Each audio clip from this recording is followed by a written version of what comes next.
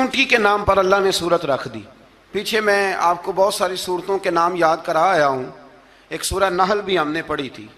تو اللہ تبارک و تعالیٰ نے اس سورت میں قرآن کریم کی حقانیت، مومنین کی صفات، مختلف انبیاء کے احوال، اللہ تعالیٰ کی توحید پر دلائل، قیامت کی ہولناکیاں اور حیات بعد الموت کا ذکر فرمایا.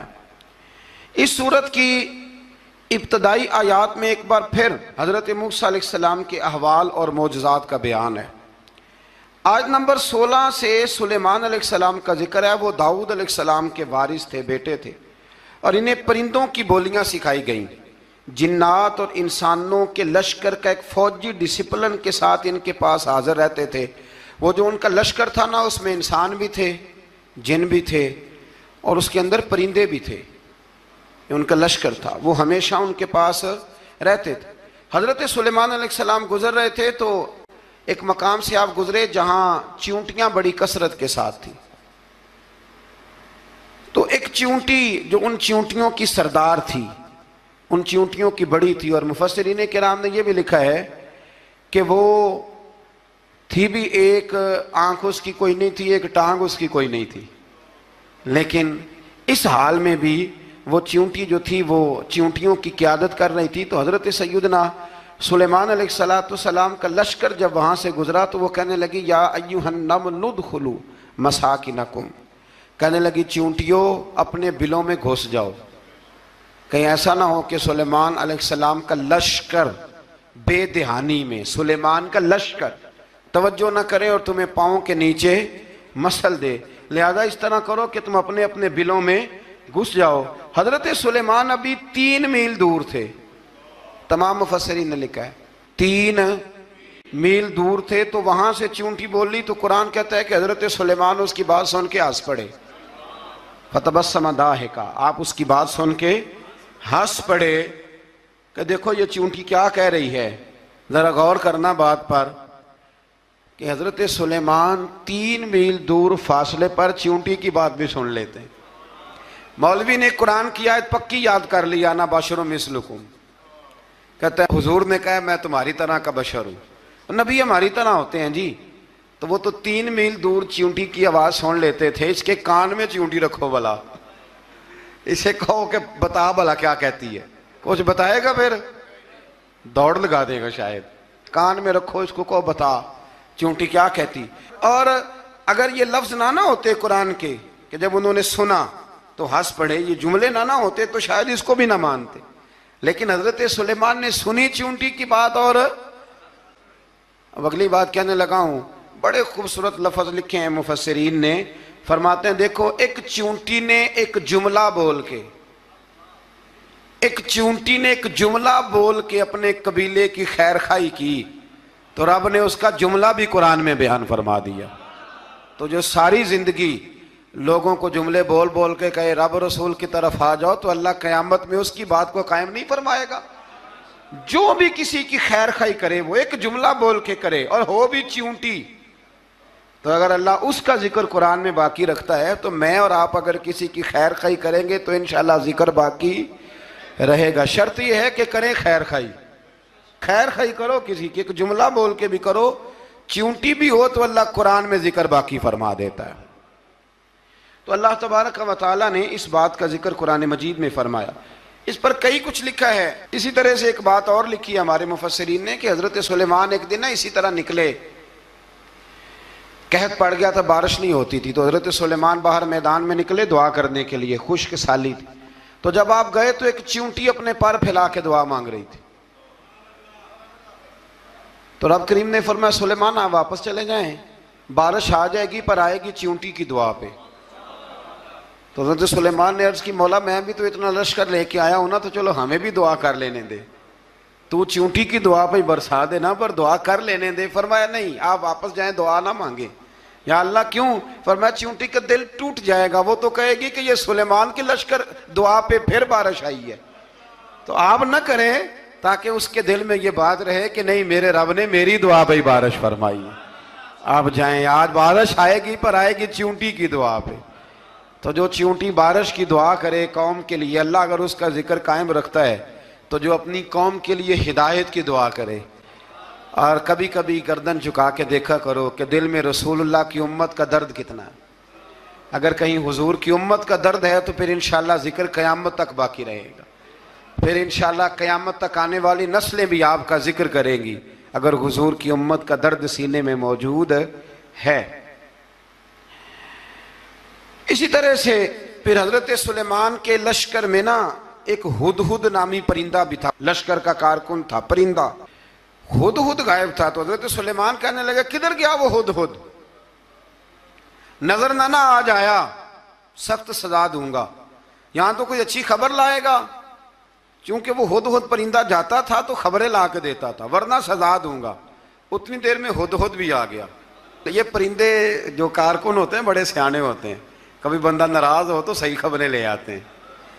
تو صحیح خبر لے کے آ گیا.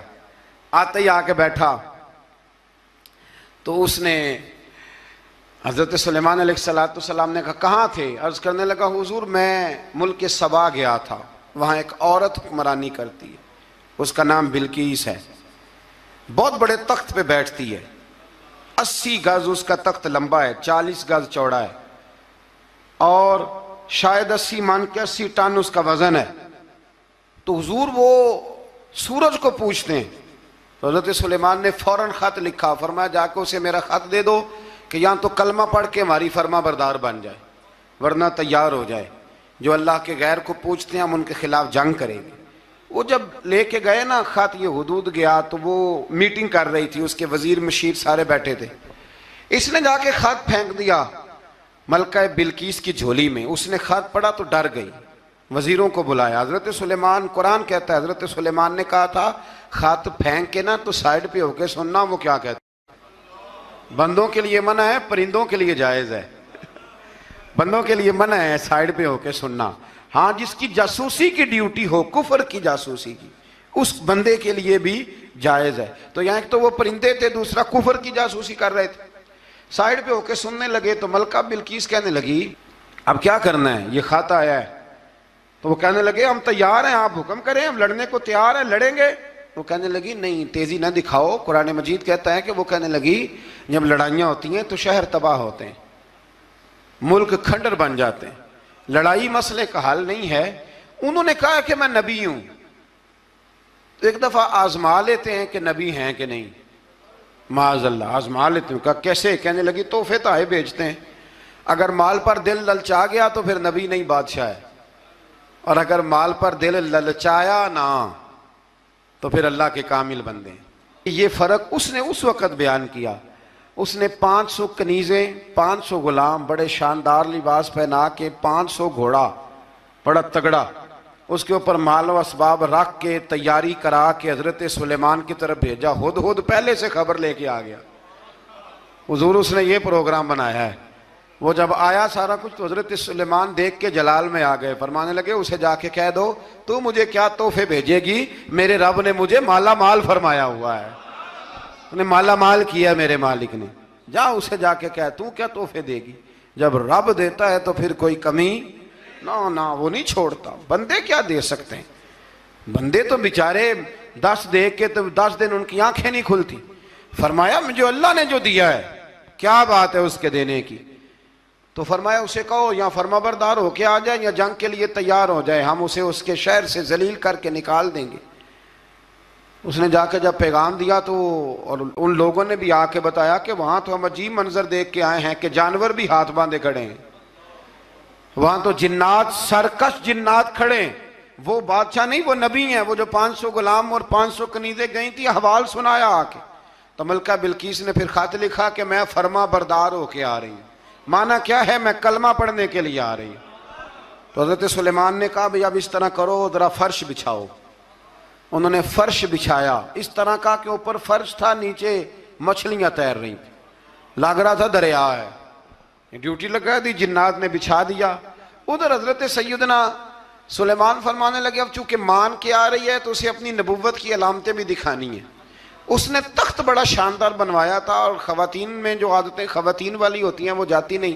وہ 7 کمروں میں نا پیچھے اپنا تخت رکھ کے تو 7 دروازے بند کر کے آئی. اس زمانے میں ایک رواج تھا, وہ زلیخا نے بھی 7 دروازے مکفل کے ایک رواج تھا. ایک کمرہ، پھر کمرے کے پیچھے کمرہ، پھر اس کے پیچھے کمرہ، پھر اس کے پیچھے کمرہ، اور اس کو بڑے موٹے تالے لگائے جاتے تھے، اور فلسفہ یہ تھا کہ ایک تالا توڑے گا کوئی تو جب تک سپاہی آ جائیں گے، اور اگر اس کے توڑنے تک نہ آئے تو دوسرے کے توڑنے تک آ جائیں گے، اور اس کے توڑنے تک نہ آئے تو ساتویں تک تو آئے جائیں گے۔ یہ ان لوگوں کا نفسیاتی معاملہ تھا، سوچ تھی۔ 7 کمروں میں مکفل کر کے وہ نکلی تو حضرت سلیمان علیہ السلام کہنے لگے بھئی مجھے اس کا تخت چاہیے اس کے آنے سے پہلے، اس کے آنے سے۔ اس واقعے کی کیا ضرورت تھی قرآن پاک میں؟ یہ کیا حاجت تھی یہ تخت والی ساری بات قرآن نے کیوں بیان کی؟ پوچھیں آپ اپنے دل سے بھی اور انکار کرنے والے منکرین سے بھی، اس کی کیا ضرورت تھی؟ وہ جو کہتے ہیں جی ولی کی کرامت کی کیا ضرورت ہے، سیدھی سیدھی نماز پڑھو، روزہ رکھو، حج کرو، زکوٰۃ دو، تو پوچھو ان سے ایک سورت نمل کے اندر اس ساری تفصیل کی کیا ضرورت تھی؟ ختم ہو گئی جب وہ کلمہ جو پڑھ رہی ہے، تو پھر اس سارے واقعے کو رب کیوں بیان فرماتا ہے؟ حضرت سیدنا سلیمان فرمانے لگے تخت چاہیے، اور چاہیے اس کے آنے سے پہلے۔ قال عفریت من الجن، جنوں میں سے ایک بہت بڑا جن بولا، کہنے لگا حضور آپ کا یہ تخت برخاست ہونے سے پہلے لے آؤں گا۔ یہ جو آپ میٹنگ کر رہے ہیں نا، یا آپ فیصلے ختم، کچھ نے لکھا صبح سے شام تک میٹنگ ہوتی ہے اور اس کو آنے میں پتہ نہیں کتنے دن لگیں گے، تو میں یہ برخاست ہونے سے پہلے، اور کچھ نے کہا دی آپ شرط کیوں لگاتے ہیں کہ صبح سے شام تک ہوتی؟ اس جن نے کہا دی آپ 10 منٹ میں فارغ ہو جائیں، آپ فارغ ہوں گے تو تخت آ جائے گا۔ مفسرین نے لکھا ہے کہ جب قرآن کہتا ہے کہ اس نے کہا کہ آپ کے فارغ ہونے سے پہلے، تو اس کا مطلب ہے کہ جب آپ اٹھیں گے، یہ جگہ خالی کر دیں گے تو تخت یہاں کیویں ہزاروں میل کا فاصلہ ہے آ جائے گا، پر ہوائی جہاز پہ کارگو کرا کے، جی DHL کے ذریعے کیسے آئے گا؟ وہ آئے گا تو بس آئے گا۔ تو حضرت سلیمان کی تو بادشاہت تھی نا زمانے پہ، فرمانے لگے نہیں نہیں تو لیٹ ہے، تو لیٹ ہے، تو ہمیں جانتا ہی نہیں، ایٹ سٹ تے پکھڑا کوار گندل، اسی اور بھی بوٹیاں جاننے ہاں، یہ تو لیٹ ہے، ابھی ہماری طاقت اس سے زیادہ ہے۔ بڑی کمال بات لکھی ہے لکھنے والوں نے۔ ایک مفسر نے لکھا ہے کہ ابھی حضرت سلیمان نے غلاموں سے منگوایا ہے، اپنی بات کوئی نہیں کی، یہ حال ہے ان کے غلاموں کا، تو سردار کا عالم کیا ہوگا؟ حضرت سلیمان کہنے لگے بھی جلدی جائیے۔ قال الذی عنده علم من الکتاب انا آتیک بہ قبل ان یرتد الیک طرفک، تو اٹھا ان میں سے وہ جس کے پاس کتاب میں سے علم تھا،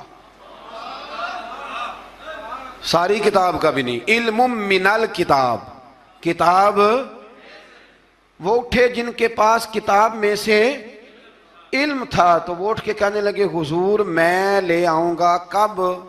آپ کے آنکھ جھپکنے سے، نہیں آنکھ جھپکنے سے، بندہ تھا جن تھا، جن کی تو بات مانی نہیں انہوں نے، کیا کہا؟ آنکھ جھپکنے سے، میں آنکھ جھپکنے سے پہلے لے آؤں گا۔ تو حضرت سلیمان کہنے لگے تو ٹھیک ہے چل لا پھر، لا پھر۔ آنکھ جھپکنے سے بڑے ہی ناراض نہیں، پھر غصہ نہیں آتا ان پہ، پھر غصہ نہیں آتا۔ میرے شیخ کامل، مرشد اکمل، شیخ بحر و بار، حضور غوث پاک جیلانی، حضرت غوث اعظم یوں کر کے شاگردوں کو، مریدوں کو سبق پڑھا رہے تھے، پڑھاتے پڑھاتے ہاتھ آگے کیا، اور جب ہاتھ واپس آیا تو بھیگ گیا تھا سارا۔ تو شاگرد کہنے لگے حضور یہ کیا ہے؟ فرمایا تمہیں نہیں سمجھ آئے گی، چھوڑو تمہارے والی بات نہیں، خاصاں دی گل آما آگے نہیں مناسب کرنی، رہنے دو تم۔ کچھ وقت گزرا تو کچھ لوگ آ گئے، ابھی کلاس ختم نہیں ہوئی تھی، کپڑے بھیگے ہوئے ہو، وہ شاگرد پہلے ہی منتظر تھے، کہا تمہیں کیا ہوا؟ کہنے لگے دریا میں جا رہے تھے، اچانک ہچکولیں آنے لگے، تو ہم نے کوئی کسی بے عمل کا بازو تو نہیں نہ تھاما، ہم غوث اعظم کے ماننے والے ہیں، تو دریا میں کہا یا شیخ عبد القادر جیلانی شیئا للہ، اللہ کے راستے میں مدد کرو۔ تو کہنے لگے بس ایک ہاتھ ہی آیا ہے، اور یوں کشتی کھینچ کے باہر نکالیا تو اب وہ شاگرد سارے چپ کر گئے، کہنے لگے جواب کیوں نہیں دیتے؟ انہوں نے کہا تم نے ہاتھ دیکھا ہے پہنچتا ہوا، اور ہم نے ہاتھ دیکھا ہے یہاں سے جاتا ہوا۔ تم نے پہنچتا ہوا دیکھا ہے تو ہم نے۔ حضرت بہاؤالحق نقشبند بخاری، ان کی ایک مریدنی تھی، اوپر چبارے پہ کسی نے اس کی عزت پہ ہاتھ ڈالا، چبارے پہ اوپر والی منزل پہ، اس مریدنی نے اپنی عزت بچانے کے لیے چھلانگ لگا دی۔ جب وہ نیچے گر رہی تھی تو حضرت بہاؤالحق نقشبند بخاری پہنچ گئے، نیچے کوئی ایسا بندوبست کر دیا، کوئی چارپائی بچھا دی، کوئی ایسا جس پہ وہ آ کے آرام سے گری اور بچ گئی۔ حضرت صاحب کی طرف دیکھ کے کہنے لگی حضور آپ کب آئے؟ فرمانے لگے پتر جب تو چبارے سے چلی تھی تب میں بخارے سے چلا تھا، جب تو چبارے سے چلی تھی نا تب میں بخارے سے چلا تھا، اور تیرے نیچے آنے تک میں بھی پہنچ گیا ہوں۔ میں بھی مالی دا کم راکھی کرنا، پھل کچے ہون یا پکے، اے پیر مریداں دے سر تے ہی رہندا ہے، اے جھوٹے ہون یا سچے، یہ پکی غلامی کریں یا کچی کریں، پیر کی بھی مجبوری ہوتی ہے، کیا کریں، پیر مریداں دے سر تے ہی رہندا ہے، اے جھوٹے ہون یا سچے، کیا کیا جا سکتا ہے؟ لیکن نا نافرمان بیٹے کا بھی تو جائیداد میں حصہ ہوتا ہے نا، نافرمان بھی ہو تو جائیداد میں حصہ تو، چلو باپ ناراض رہے گا تو اللہ ناراض رہے گا بات الگ ہے، پر جائیداد کا حقدار تو ہے نا، چاہے نافرمان ہی ہے۔ پیر مریداں دے سر تے ہی رہندا ہے، اے جھوٹے ہون یا۔ پھر وہ تخت آ گیا تو حضرت سلیمان سے پوچھا یہ کیا ہے؟ قال ھذا من فضل ربی، فرمانے لگے کچھ بھی نہیں۔ حضرت سلیمان کہنے لگے یہ میرے رب کا فضل ہے۔ شاید سب مفسرین نے بڑی بڑی باتیں کی ہوں، پر یہاں ایک قاضی ثناء اللہ پانی پتی رحمۃ اللہ علیہ کا فقرہ میں پڑھ رہا تھا، بڑا مزہ آ رہا تھا۔ قاضی صاحب فرمانے لگے اس آیت پہ، قاضی صاحب کہتے ہیں جن پر نرا فضل تھا، ھذا من فضل ربی، نرا فضل، فرمایا ان کی تو اتنی طاقت ہے کہ وہ ہزاروں میل دور سے 80 گز لمبا 80 گز چوڑا تخت آنکھ جھپکنے سے پہلے لے آتے ہیں، اور جن کے بارے میں اللہ فرماتے ہیں وَبَشِّرِ الْمُؤْمِنِينَ بِأَنَّ لَهُم مِّنَ اللَّهِ فَضْلًا كَبِيرًا، فرمایا محبوب اپنے غلاموں کو خوشخبری دے دیں، باقیوں پہ نرا فضل تھا، ان پر تو فضل کبیر ہے، ان پر تو بڑا ہی فضل ہے اللہ کا۔ تو فرمایا جن پر فضل کبیر ہو، ایک نہیں، اس پر میں بڑے دلائل دے سکتا ہوں، کرامات اولیاء پر میں بڑے ہی دلائل دے سکتا ہوں، بڑے۔ غوث اعظم رضی اللہ تعالیٰ عنہ کے پاس بادشاہ آیا تو کہنے لگا پیر تب مانوں گا جب سیب کھلائیں گے، سیب کا موسم ہی نہیں تھا۔ تو حضرت صاحب آتے ہی اسے کہنے لگے اب تو میری ولایت کو سیبوں پہ تو نہ تول، اب سیب کھلائے تو ولی یا نہ کھلائے تو ولی کوئی نہیں، یہ تو اب میری ولایت کو سیبوں پہ تو نہ تول۔ تو حضرت صاحب نے یوں ہاتھ اٹھایا تو اللہ نے 2 سیب عطا فرمائے۔ تو وہاں جملہ ہے حضور غوث اعظم کا، فرمانے لگے اگر اللہ حضرت مریم سلام اللہ جو بنی اسرائیل کی ولیہ ہیں، ولی ہے نا، وہ نبی تو نہیں نا، عورت نبی نہیں ہو سکتی، فرمایا اگر اللہ انہیں بغیر موسم کے پھل دے سکتا ہے میں تو محمد عربی کا نوکر ہوں۔ فرمایا اب نہ 2 سیب آئے تھے، تو وہ کہنے لگا میرے تو دل میں 1 سیب تھا نا، تو حضور غوث اعظم نے نا 1 سیب مجھے دیا، 1 میں نے کھایا تو 1 غوث پاک کھانے لگے، کہتے ہیں میں نے وہ منہ میں رکھا ذرا ترش تھا، تو میرے چہرے کا وہ رنگ دیکھ کے نا، اثر دیکھ کے کہ تلخی محسوس، تو غوث اعظم کہنے لگے میرے والا کھا، تو 1 انہوں نے کاٹ کے ٹکڑا دیا، کہتے کھایا تو بڑا میٹھا تھا، تو میں نے کہا حضور آئے تو دونوں ہی غیب سے ہیں، تو آپ کے والا میٹھا ہے میرے والا کڑوا ہے، تو آپ فرمانے لگے آئے تو دونوں غیب سے تھے، پر ایک کو ذرا ظالم کے ہاتھ لگ گئے ہیں نا، اس کو تنبیہ بھی کر دی کہ ظلم سے باز آ جا، تنبیہ بھی کر دی، فرمایا ہاتھ ظالم کے لگے اس لیے ترش ہو گیا، سیانا بن، 1 نہیں 20 درجنوں، لیکن پتہ نہیں کیوں لوگ اڑ گئے، پتہ نہیں کیوں کڑ کے آ گئے کرامت اولیاء کے معاملے میں۔ بالکل، اور پھر کسی حدیث میں یہ نہیں آیا کہ اس زمانے میں ولی ہوں گے تو اس زمانے میں ولی نہیں ہوں گے، حضور نے فرمایا میری امت کبھی گمراہی پر جمع نہیں ہوگی۔ اقبال کہتے ہیں اولیاء کیا ہوتے ہیں؟ اولیاء کیا ہیں؟ جواسیس القلوب۔ اقبال کہتا ہے ولی کا بہت بڑا ولی تم نے دیکھنا ہو تو اسے دیکھو جو تیرے دل کا جاسوس ہے۔ چلو یہ مشکل بات ہے، میں نہیں چھیڑتا، لیکن جو تیرے وہ جاسوسی کرتا ہے، پر کرتا ہے تیرے دل کی، وہ تیرے دل کا جاسوس ہوتا ہے ولی، اور اس پر حضور کی حدیث ہے، فرمایا اس کی فراست قلبی سے ڈر، یہ اللہ کے نور سے دیکھتا ہے۔ ڈر اس کی فراست قلبی سے، اللہ توفیق عطا فرمائے۔ بارہ اس ولی کا نام تھا آصف بن برخیہ۔ آصف بن برخیہ جی حضرت سلیمان کے وزیر تھے۔ وہ آئی ملکہ بلقیس، اور جب وہ آئی نا تو اس نے دیکھا کہ یہ تو آگے سامنے حضرت سلیمان بیٹھے ہیں، اور جو رستہ ہے نا درمیان میں وہ فرش ہے کہ دریا ہے سمجھ نہیں آ رہی، تو اس نے نا اپنا یوں کر کے اوپر کپڑا اٹھانا شروع کر دیا کہ نیچے پانی ہے، تو حضرت سلیمان کہنے لگے چلتی آ، نیچے کچھ بھی نہیں۔ اس نے پیر رکھا، نیچے مچھلیاں بھی تیرتی جا رہی تھیں۔ حضرت سلیمان علیہ السلام، آج بھی اللہ نے توفیق دی ہے نا، لوگوں نے اس طرح کی تعمیرات بعد میں کی ہیں، لیکن اس کے موجد، اس کے پہلے بنانے والے حضرت سلیمان ہیں اللہ کی دی ہوئی توفیق سے۔ تو وہ ملکہ آپ کے پاس آئی، پھر وہ آپ کی فرما بردار ہو گئی، اور بعد مفسرین نے یہ لکھا ہے کہ اس نے جب کلمہ پڑھا تو پھر اس کا نکاح بھی حضرت سلیمان سے ہوا، یہ بھی بعض لوگوں نے لکھا۔ کافر اسی پچ ہو گیا، پھر تشبیہ مصلی کی کرنا، اساں ظاہر نو رب من آئے، باطن دا اللہ کی کرنا، اساں ظاہر نو رب من آئے، باطن دا اللہ کی کرنا۔